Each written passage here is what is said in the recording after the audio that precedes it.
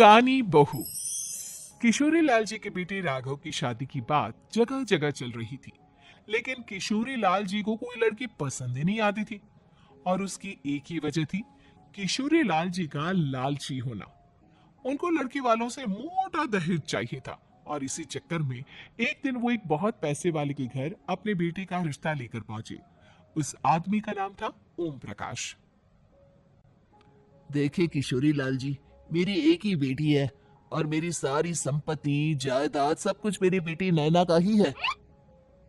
पापा, नाम से लगता है बहुत खूबसूरत होगी। कितना अच्छा नाम है ना, नैना। हाँ, वैसे बात तो सही है आपकी। अब इतना पैसा है, जमीन जायदाद है, इकलौती बेटी, आप भी क्या करेंगे? सब कुछ उसे ही देंगे ना। बिल्कुल ठीक पहचाना आपने। बस बेटी की शादी और सारी जायदाद उसके नाम। पापा, बिना देखे हाँ कर दीजिए ना। इतना अच्छा रिश्ता फिर कहाँ मिलेगा? माला माल हो जाएंगे हम। मैं अपनी बेटी को बुलाता हूँ। अरे नहीं नहीं नहीं नहीं, आपकी बेटी का नाम नैना है, सुनकर ही लगता है बहुत सुंदर होगी। रहने दीजिए अंकल, मैं तो आपकी बेटी के नाम से ही इतना खुश हो गया हूँ कि उसे बिना देखे शादी करने को तैयार हूँ। अब तो मैं उसका चेहरा सीधे शादी के बाद ही देखूंगा। और इस तरह राघव नैना का चेहरा नहीं देखता और उससे शादी कर लेता है। शादी के बाद अपनी सुहाग रात पर जब राघव नैना का घूंघट उठाकर देखता है, तो नैना की आंखें बंद थी। कितनी खूबसूरत हो तुम नैना, जरा अपनी आंखें खोलकर मेरी तरफ देखो तो सही।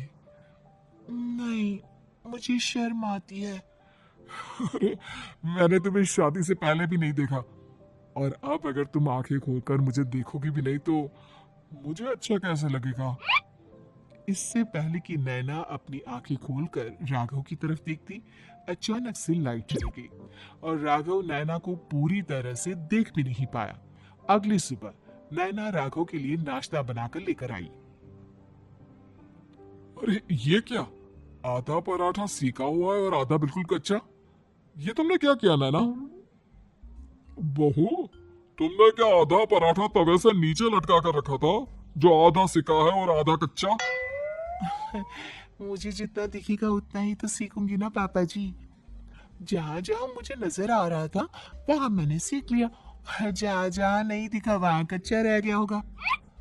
इसका क्या मतलब है? ये कैसा मजाक कर रही है तुम? अरे बहू, तुमने इतना लंबा घूंघट क्यों लगाया हुआ है? देखो, हमारे घर में बहुओं को बेटी की तरह रखा जाता है, और फिर तुम तो इतना सारा माल लेकर आई हो। देखो, ये घूंघट डालकर रखने की कोई जरूरत नहीं है। हाँ नैना, पापा जी ठीक कह रहा है, तुम तो आराम से रहो, अपना ही घर समझो। नैना अचानक से अपना घूंघट उठा लेती है। अरे ये क्या पापा, नैना की तो एक आंख फूटी हुई है। नाम से नैना, लेकिन ये तो कानी बहू निकली। मेरे साथ धोखा हुआ है, धोखा। बिना दिखाए अपनी कानी लड़की मेरे संग ब्याह दी। मुझे कानी बीवी नहीं चाहिए। मुझे अभी ओम प्रकाश जी से बात करनी पड़ेगी। आखिर उन्होंने मेरे साथ ऐसा किया क्यों? अरे, आप लोगों ने ही तो पापा से कहा था कि आप लोग शादी से पहले मुझे देखना नहीं चाहते। अब मेरे पापा पर क्यों इल्जाम लगा रहे हैं?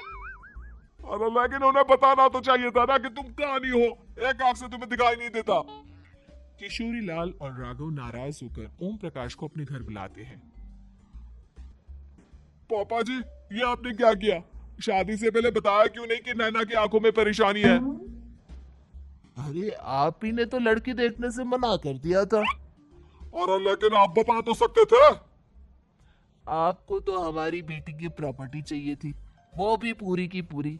अब क्या हुआ अगर उसे आधा दिखाई देता है? प्रॉपर्टी तो आपको पूरी मिल गई ना। अरे ये क्या बात हुई? मेरी शादी प्रॉपर्टी से नहीं, आपकी बेटी से हुई है। अब ये तो पहले सोचना चाहिए था, तब तो मेरी प्रॉपर्टी देखकर तुम्हारी जुबान लप लपा रही थी। लेकिन मैं कानी लड़की को अपनी बीवी बनाकर नहीं रख सकता। पापा, कुछ करिए ना आप। हाँ, करता हूँ। देखिए ओम प्रकाश जी, आप हमारे साथ ऐसा नहीं कर सकते। और तुम देखो, अगर तुमने मेरी बेटी से शादी तोड़ी ना, तो जो भी प्रॉपर्टी मैंने तुम्हें दी है वो तो पूरी की पूरी वापस ले ही लूंगा, और आधी प्रॉपर्टी तुम्हारी भी लूंगा। अरे मेरी आधी प्रॉपर्टी भला क्यों लेंगे आप? इसलिए क्योंकि मेरी बेटी को आधा नजर आता है, और उसकी नजर अभी तक तुम्हारी आधी जायदाद पर ही पड़ी है। अब तुम उसे घर से निकालोगे तो कुछ तो लेकर जाएगी ना। और अगर हम आपकी बेटी को अपने घर की बहू बनाकर रखे तो? तो तुम्हारी पूरी प्रॉपर्टी तुम्हारी ही रहेगी, और जो मैंने तुम्हें दिया है ना, उसमें से बस मैं आधा लेकर जाऊंगा।